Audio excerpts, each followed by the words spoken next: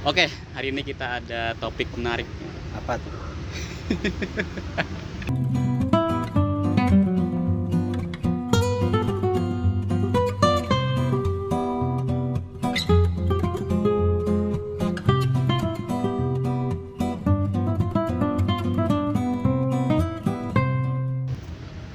Oke, sebelum kita masuk ke topik kita pada hari ini, boleh nih Bang Agung perkenalkan dulu kesibukannya apa? Silakan Mas. Oke. Namaku Vinsa Agung Apridiasko, bisa dipanggil Agung. Aku mahasiswa aktif program Diploma 3 Fakultas Ekonomi dan Bisnis Universitas Lambung Mangkurat, Yes. prodi akuntansi. Terus kesibukan aku sehari-hari, karena aku semester 5 kan ya, di D3 itu wajib magang.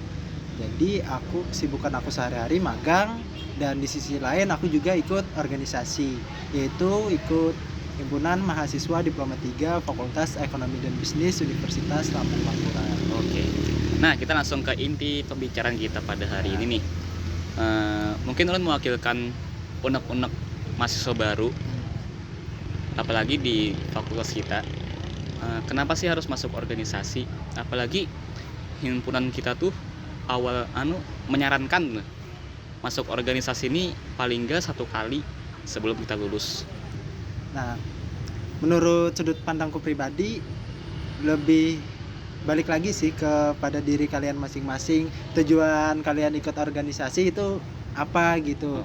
Kalian mau ngapain di sana gitu? Terus sudah kalian pikirkan matang-matang, entah hal positif yang kalian dapatkan dan hal negatif yang kalian dapatkan juga gitu. Oke. Nah, pasti teman-teman hal ini juga bingung nih. Apa keuntungan yang didapat waktu kita berorganisasi? Padahal kan kita juga membuang waktu kita, waktu nongkrong kita, waktu istirahat kita untuk berorganisasi. Apa sih keuntungan yang kita dapat? Ya, oke.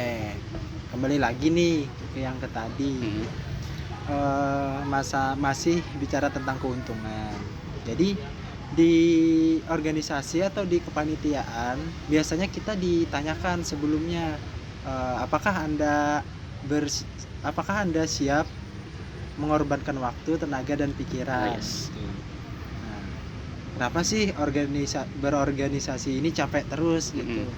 Capek, rapat terus pada intinya. Nah, itu kembali lagi ke tujuan kalian. Kalian mau mengembangkan apa? Kalian mau mendapatkan apa dalam organisasi itu? Contoh nih, aku sebelumnya waktu sekolah aku tidak ikut kegiatan apa-apa yang ada di sekolah, entah OSIS maupun pramuka. Jadi mumpung aku kuliah nih, aku putuskan aja lah aku ikut organisasi daripada aku habis kuliah pulang kan agak bosan gitu ya. Jadi keuntungannya yang aku dapatkan saat ini masih mengasah soft skill dan hard skill aku sih. Di sisi lain ada juga yang paling tidak asing lah, yang paling umum kalau ikut organisasi, yaitu manajemen waktu.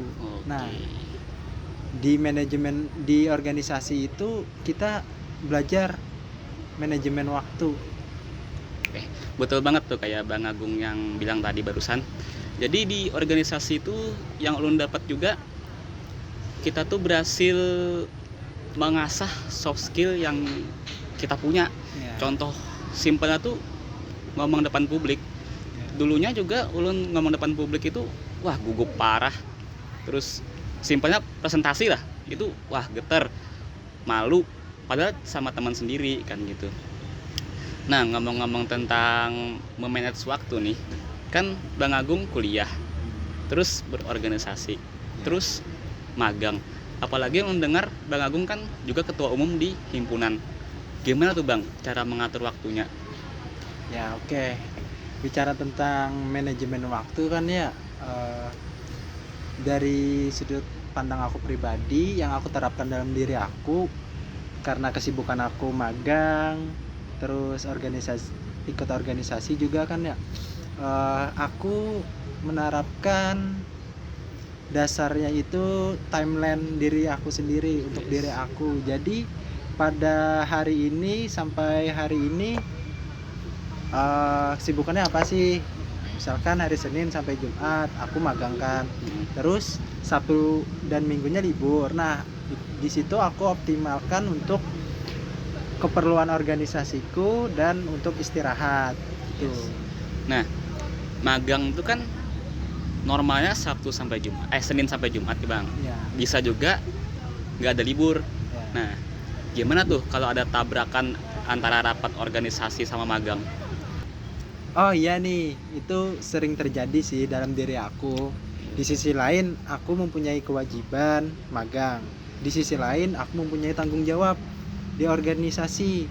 Jadi, dilihat dulu nih situasinya dan dilihat juga yang mana yang paling penting, terus yang mana yang paling prioritas.